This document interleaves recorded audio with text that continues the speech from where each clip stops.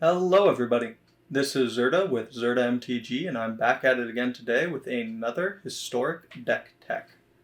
So today I'm going to be showing you guys my Azorius Control Deck. I have opted for the companion Kahira, the Orphan Guard. Figured I'd choose Kahira over the gain life creature land that on the other side is a 1/3.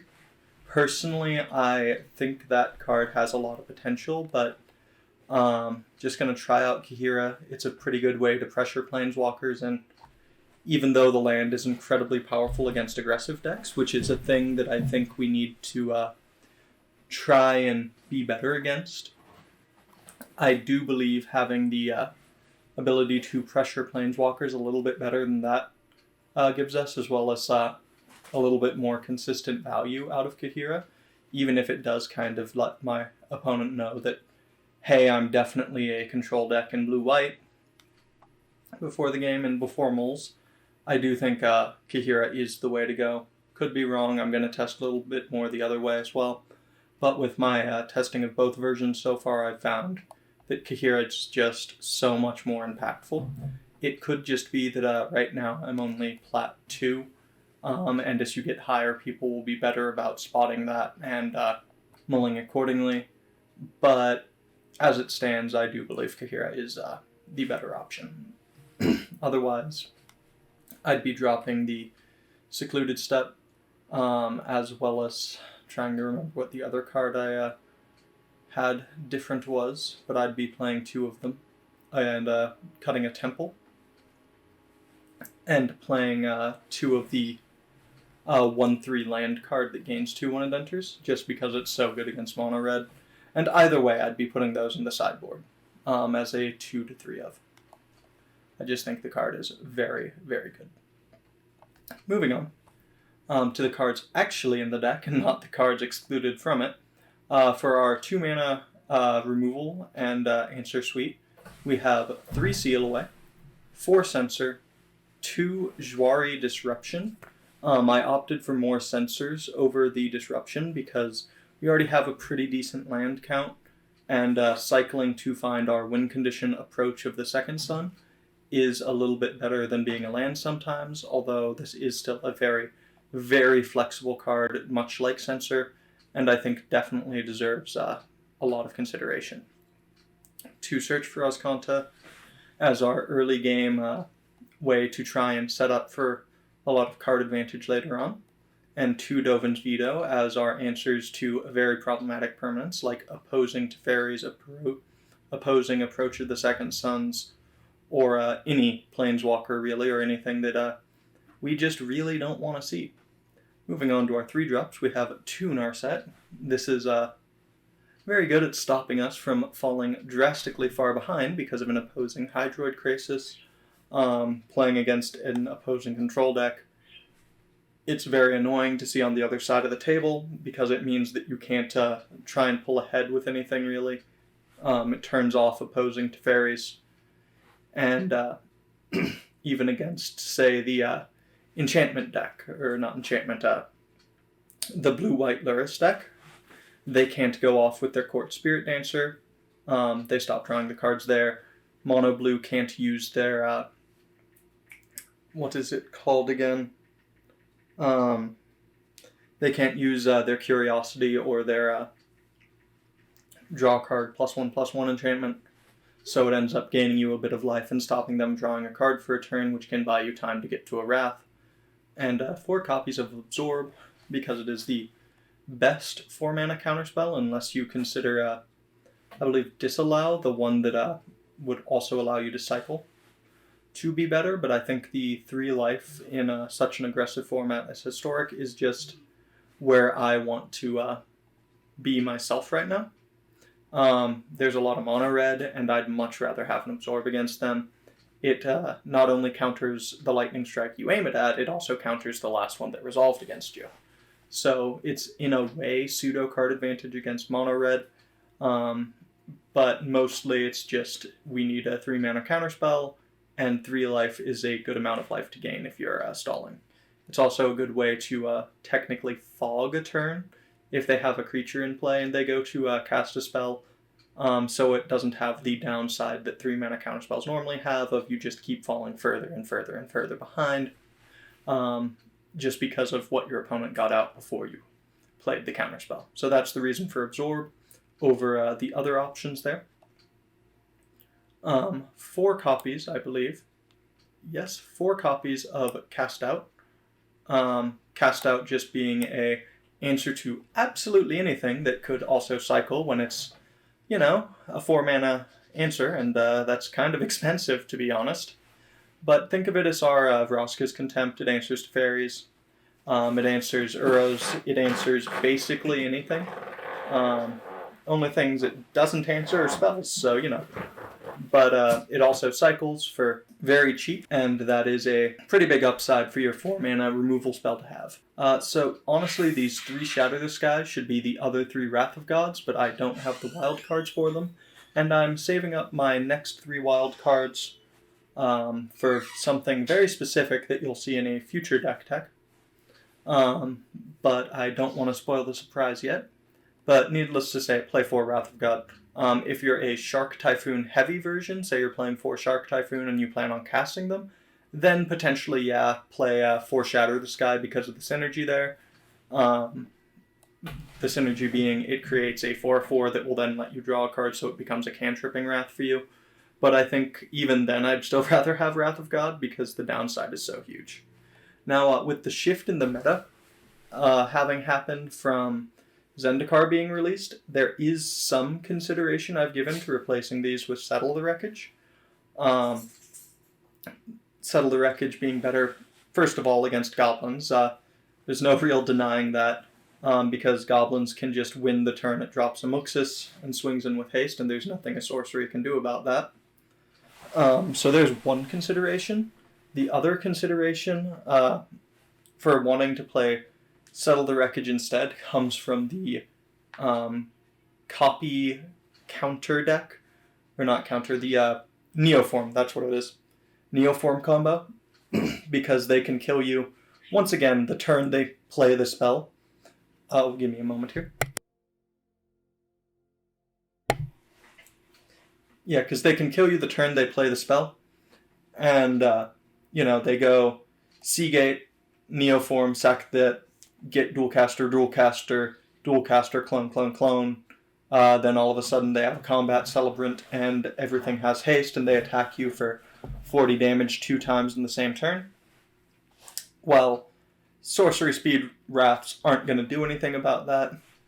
However, I do find that matchup isn't actually that bad because of how easily it folds to interaction. That being, if you counter the Neoform, then they can't combo off, even though they get another copy of the Neoform, because Dualcaster Mage will enter the battlefield and it won't have anything to copy left.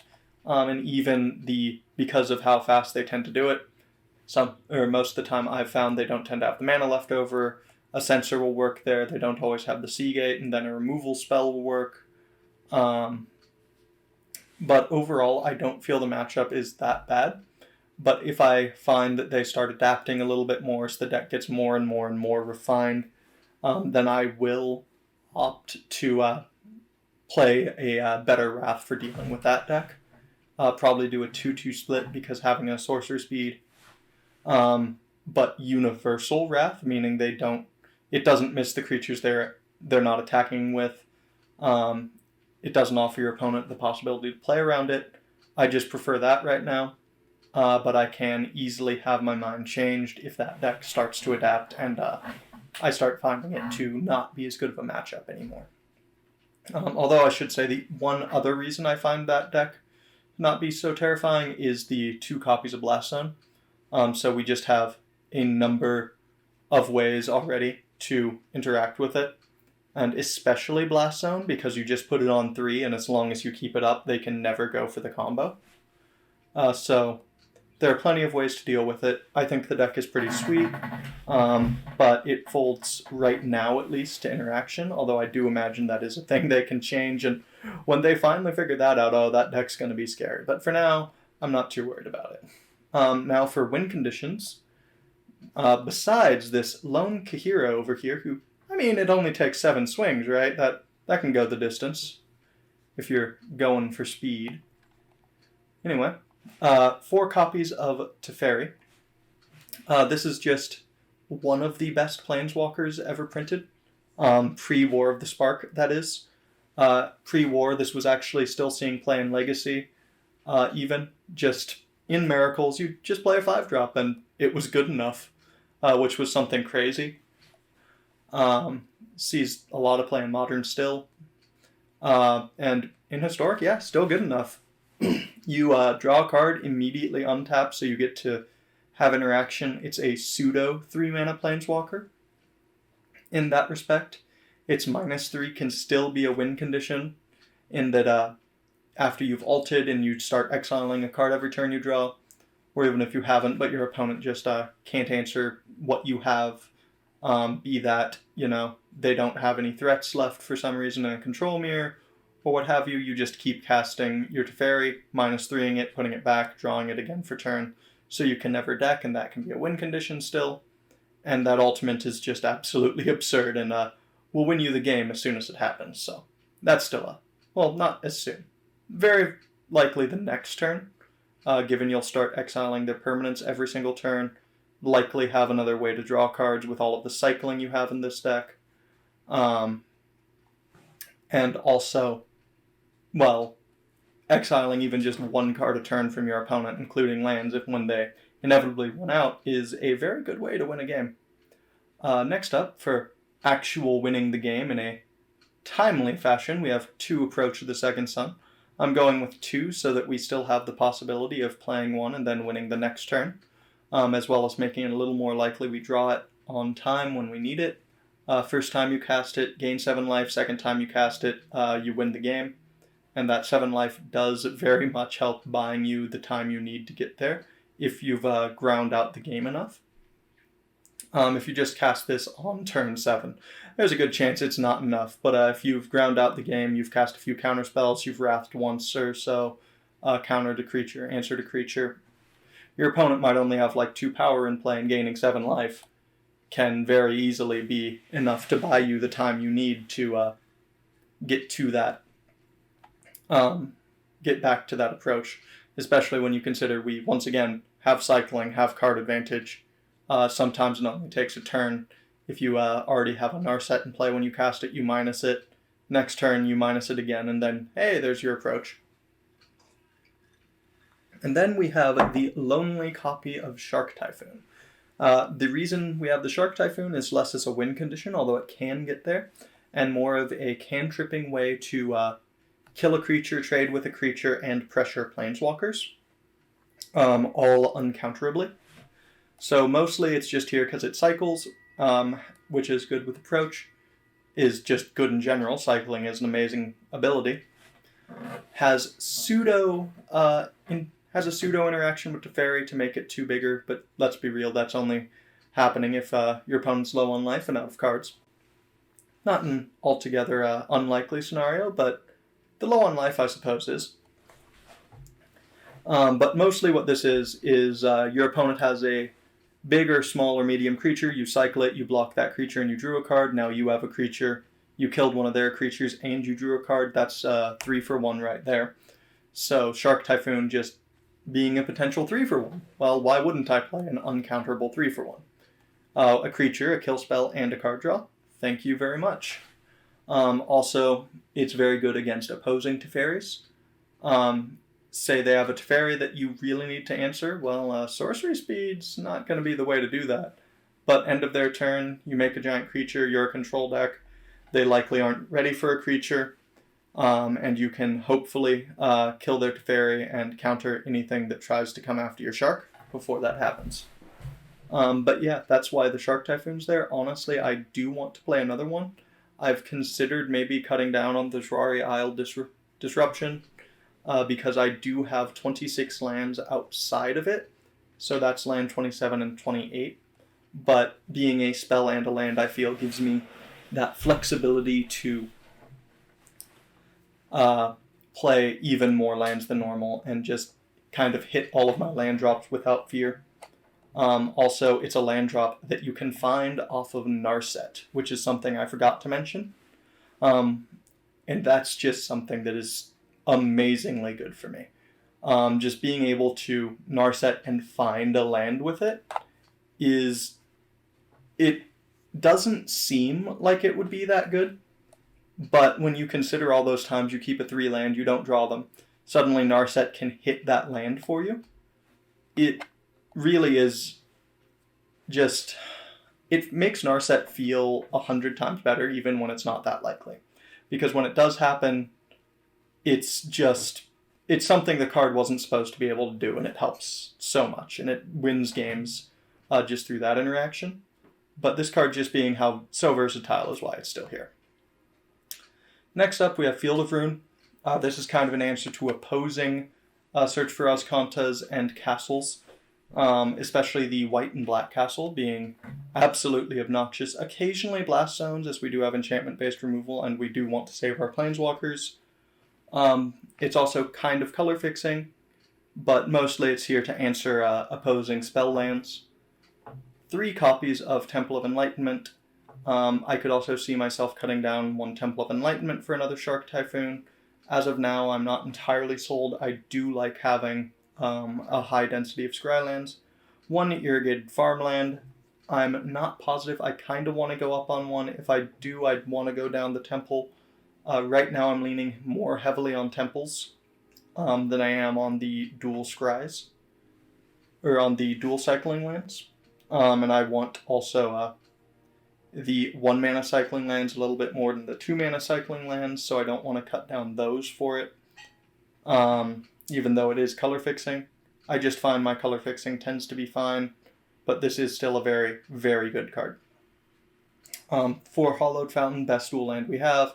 For Glacial Fortress, second best dual land we have, because it gives us the option to be untapped on both of those, and that's just very powerful. 1 Lonely Sandbar, 1 Secluded Step, 1 mana cycling, very powerful, especially in an approach deck where it can help you dig very quickly and with very little investment.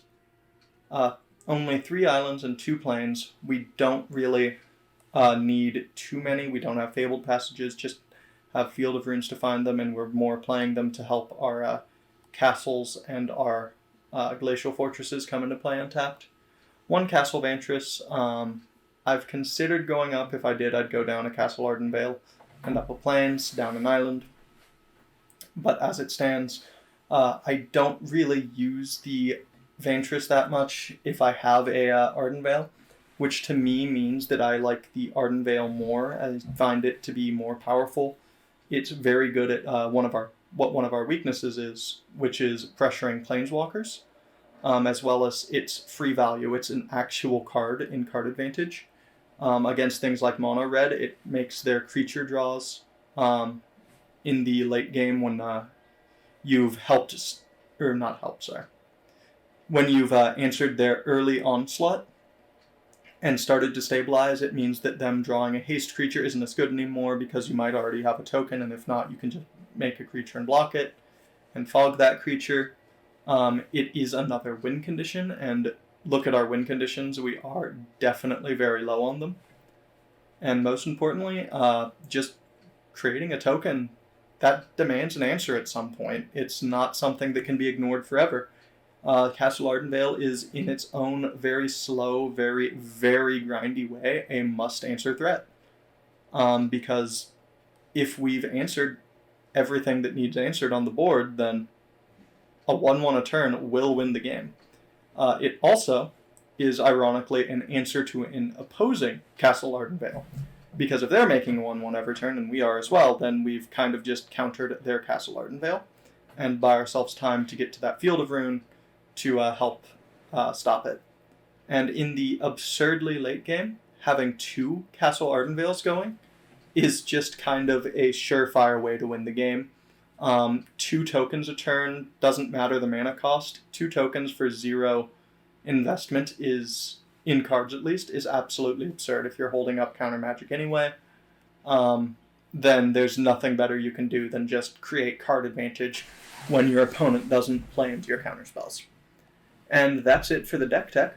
I hope you enjoyed. Please leave a like, comment, and subscribe. And let me know how I could do these deck techs better in the future. And I'll see you all in the games.